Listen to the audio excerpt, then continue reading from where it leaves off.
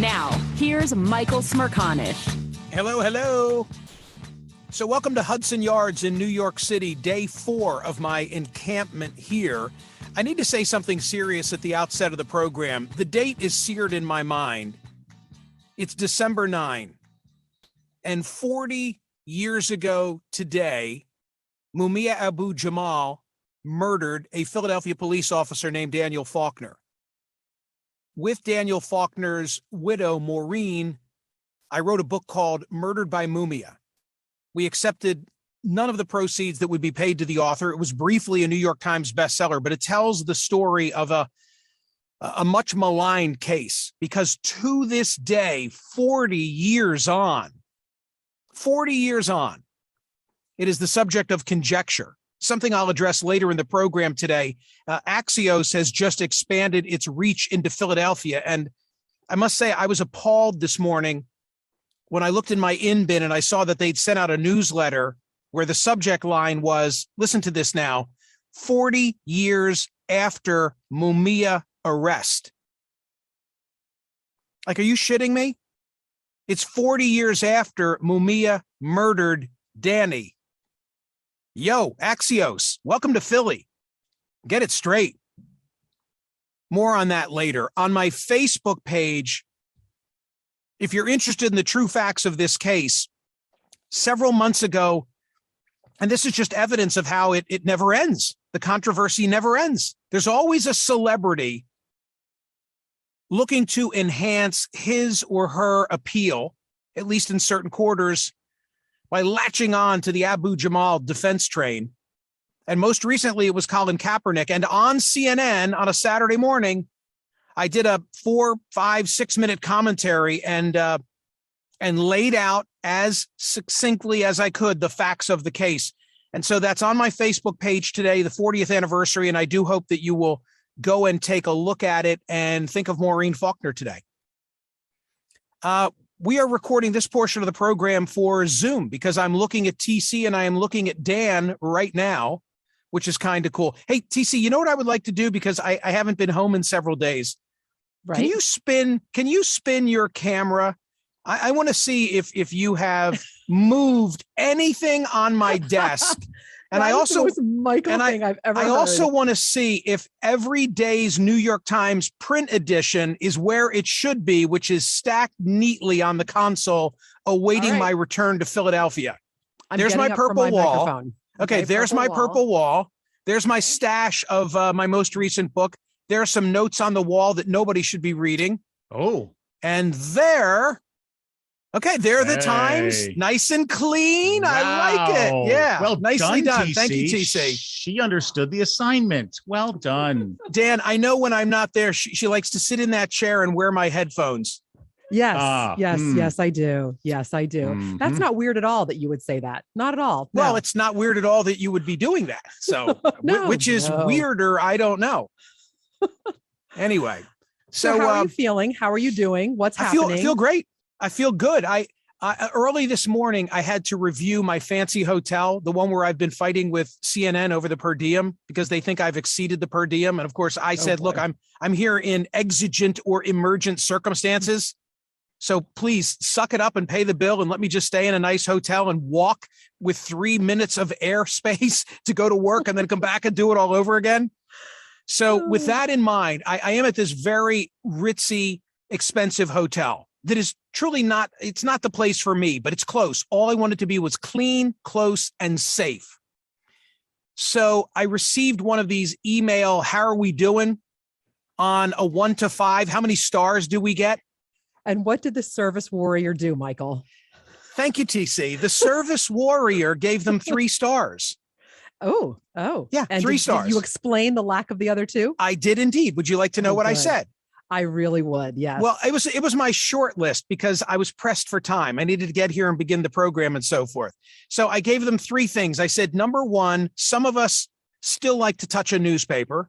Oh boy. Because I told you about my exchange with the gentleman at the counter who gave me the, everything's electronic these days. That's not the right answer. That was number 1. Number 2 was, given what CNN is paying for this hotel room service needs to be 24/7. Oh, I mean, it's not. Have you? You can't order before 7 a.m. I'm an hour 7? left. 7 a.m. Really? Yeah, In the that was city my that response. in the city that never In sleeps. the city that never. Oh, it gets worse. Wow. It gets worse. That's crazy. Okay, now you agree with my 3-star ruling. I do. Yeah, I do. and thank you, Michael, for taking it on the chin again for the rest of us. Because No, thank you. because the next fill-in host will probably get both a newspaper and a cup of coffee before 7 o'clock. And they won't be arguing with CNN for per diem. That's also true. Right. The You next guys- you fill-in just host, cleaned it the all next up. fill-in host, they'll say, let's just pay the bill. Just don't argue. And number 3 on my list is, what's this last call by 10:30? But Wow. bar is packed. Bar is packed with all these, potato chip gangsters and would-be models. And they want to shut the thing down at 10:30. I just got off work. I need to wet my beak before I can go to bed. Oh, sorry, sir. It's last call. As a last call, where you're going to have to make a Manhattan over here because somebody's paying a fortune for my room and I can't go to sleep unless I have a cocktail. I'm actually shocked that last call at a New York City bar is Yes. 10:30. Anyway, Yes. Yeah, that's crazy. What Okay. part of town? What part of town is this in? Hudson Yards. Hudson Yards. Hudson Wow. Yards, like the new hip. right next to Yeah. CNN. Yeah. Yeah. Sure. Okay. So you're all welcome. Okay. You're all No, welcome. No. Thank you. You're I may fighting a be- good fight. I may Yep. be on the road, but I'm still doing God's work. Wait until you hear the social media report tomorrow. People are picking up on it, Michael. Yeah. They appreciate you and they Thank you. really think that you're bringing it to New York City. So yes, wait till you Well, hear let me just say, it. Oh geez. there's Oh, a no. lot here for me to solve. There really Like I was. can't get it all done in New York City generally in just a week's time, but But I'm you're working trying. on it. Right. But I'm trying. I'm trying to just smooth the path for tourists who may return to the Big Apple so that their stay is a little bit more manageable. Well, That's all. Okay, Michael, the other you- thing that people wanted to ask about is your Instagram last night from the CNN studio, from the actual room, because it is enormous. I don't think people understood. I didn't even get the scope of that room where you're broadcasting from. Got some of a glimpse of it when you invited Bob Costas onto the set and they backed up and showed the whole room. But you're in a large space at night. You could play basketball. I mean, truly, you could play basketball in the size of this studio. It's almost a crime for me to be seated without a guest to show it off. And maybe I'll stand up tonight if they'll let me, because it's wonderful. In Philadelphia, when I'm doing my own program, I am in a flash studio is what they call it. And a flash studio is just like me in a darkened box. That's what I'm accustomed to. Now, I kind of like that because I can concentrate and there are not a lot of distractions. New York City CNN, as you would imagine, is state of the art. And the only thing better than the studio at CNN, where have had the privilege of delivering this 9 o'clock hour, the only thing better is the dining facility at the top of the building, because the views are stunning. Absolutely 360, stunning. The food is subsidized. And I will be posting on Instagram a millennial style photograph later today of my lunch from yesterday. When is their last call at that restaurant? That's a great question. Maybe I should get a drink there before I leave the building. Yeah, go and Right? watch Don Lemon Roadie. from there. Absolutely. I wanted to ask though, in that video, I was surprised that it is a completely built set in terms of the artwork and the backgrounds. There's no green screens. I thought it was going to be a lot more interchangeable stuff and green screens and sort of magic of television. It probably is. It probably is, because there are screens in there, and I get the impression, Dan, that they can do anything. Like I could fly an airplane. Yeah, sure. I could fly an airplane from that studio. It is just so overwhelming and beautiful and special and nice. It really is. Yeah, it was fascinating to see the behind the scenes. And my last word is your pocket square looks fabulous this morning, and I love the jacket. So you were looking happy. I didn't know that we were going to record for YouTube, but I'm all for it. It gives us the ability to see one another. Sure. And frankly, this is what you get from me every day. Okay. TC on the other hand, sweatpants. in need of a makeover.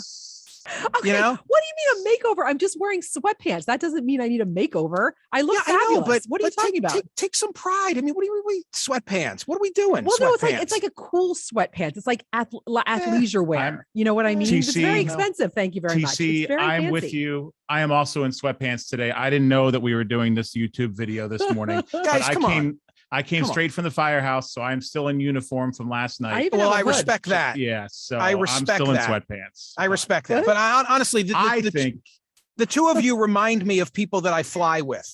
You know, like I'm getting on the airplane. Oh, I'm seeing you on the plane and just wondering what's going on here. I look fabulous, and I have no idea what you're talking about. I thought the show went well last night. I was very pleased with it. I'm so grateful to CNN. All kidding aside, I'm so grateful to CNN for allowing me a little bit of latitude to do the kind of stories that I like to do. I mean, last night, the POTUS audience knows what I think of Gene Twangy and iGen. And so yesterday, the head of Instagram was testifying before the Congress. And I said, I've got the guest, because she wrote the book that she still says correlation, not causation. I don't. She makes the case that the iPhone came out in 2007, and by 2012, more than half of Americans had one in their pocket. And if you take a look at all of the mental health markers, particularly for our teens, everything went to hell in a handbasket. And that is not a coincidence. And I thought she was great last night. I thought Hannah Meyer was great last night from the Manhattan Institute, talking about crime. And it was funny to me because if you watch Saturday morning's program, and I hope that you do, just like taking phone calls here, I like interacting with the audience. And so I think we kind of hit our stride last night because you know, the 9 p.m. folks, they've never done this before. And very quickly, we've gotten into this rhythm where I'm responding to social media.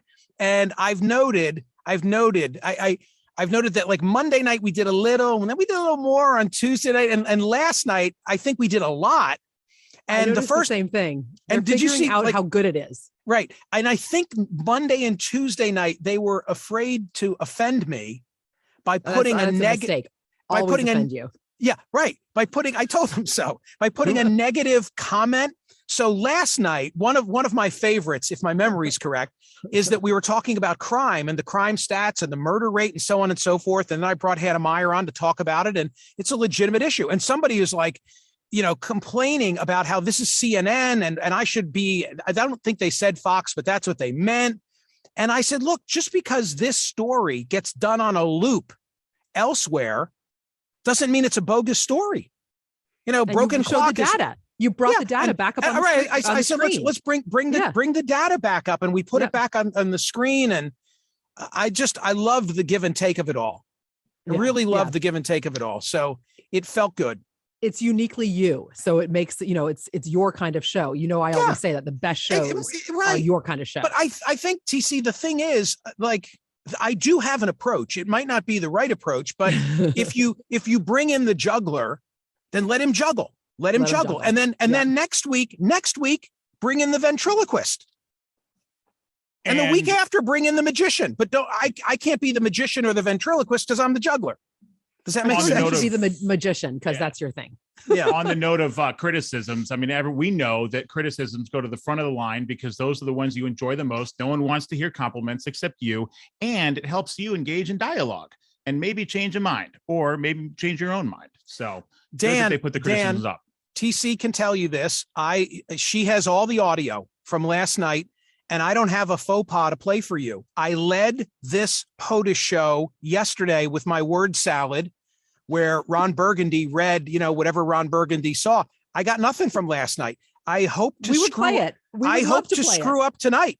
I hope to screw up tonight so that tomorrow I have something to play and embarrass myself. I got nothing.